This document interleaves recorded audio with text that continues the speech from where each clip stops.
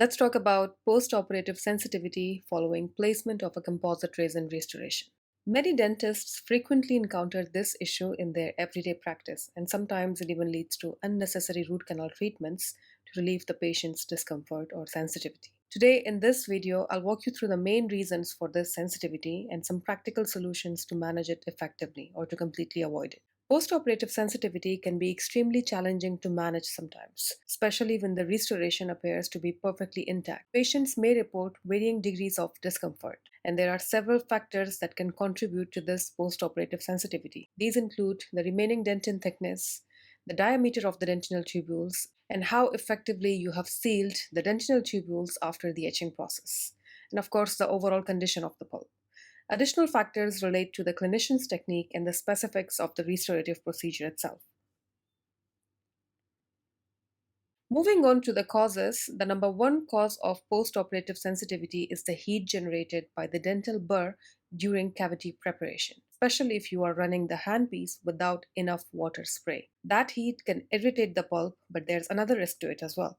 The high speed and pressure can actually push bacteria deep down from the decay into the pulp, potentially causing irreversible inflammation and even necessitating a root canal treatment sometimes. To prevent this, always use continuous water irrigation to keep the pulp cool and protect it from heat damage.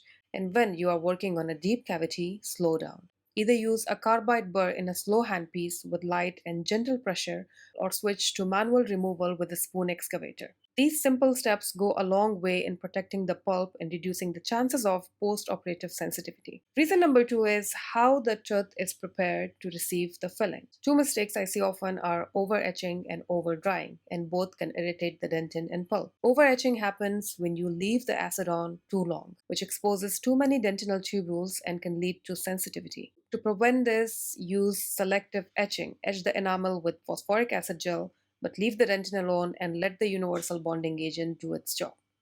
Universal adhesives or bonding agents are great because they can bond to both enamel and dentine, and they usually work in a selfish or selective etch mode. This means you don't need a separate etching step on dentine, which reduces the risk of collagen collapse and sensitivity. They also simplify the procedure since you only need one product for both surfaces. Some popular options include Kerr OptiBond, which is my all-time favorite, 3M Scotch Bond Universal, and G Premier Bond from GC. All of these are gentle on dentin while providing strong adhesion at the same time. On the other hand, over drying is another common problem. If you dry the dentin too much, the collagen fibers collapse, as shown in this diagram. This weakens the hybrid layer and compromises the seal, again leading to sensitivity. The trick here is to keep the dentin slightly moist, just glistening, so the adhesive can penetrate properly. And again, using a universal bonding agent helps with this because they are designed to work optimally on slightly moist dentin, preserving the collagen network and creating a reliable seal. Reason number three, inadequate curing light.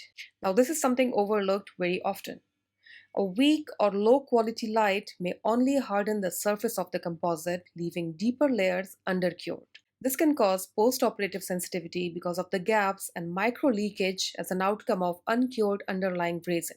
To prevent this, use a reliable curing light with an intensity of at least 1000 milliwatt per centimeter square with a wavelength of 430 to 480 nanometer. Hold the light close to the restoration. Cure in layers no thicker than 2 mm unless you are using a bulk fill composite. Proper incremental curing reduces polymerization shrinkage stress and ensures better adaptation at the margins and minimizes cuspal flexure. Reason number five is all about the composite material and how you place it. In short, polymerization shrinkage and poor adaptation of the material to the cavity walls. One major culprit, as mentioned earlier, is polymerization shrinkage. When the composite cures, it shrinks and can pull on the tooth cusps, causing stress and discomfort.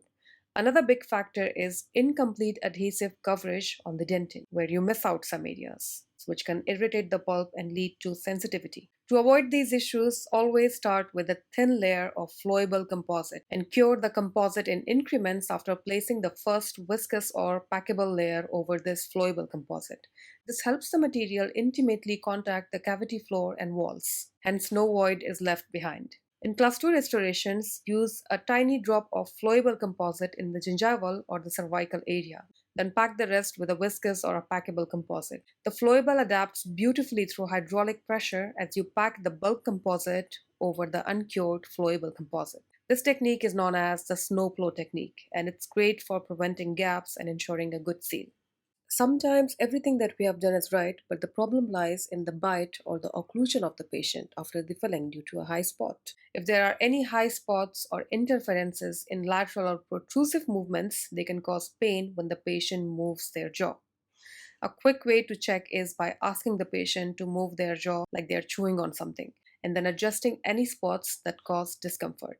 Other mistakes that cause sensitivity include not scrubbing the primer or the bonding agent long enough, not evaporating solvents fully by the air syringe, incomplete curing of the adhesive, or leaving a very thick adhesive pool.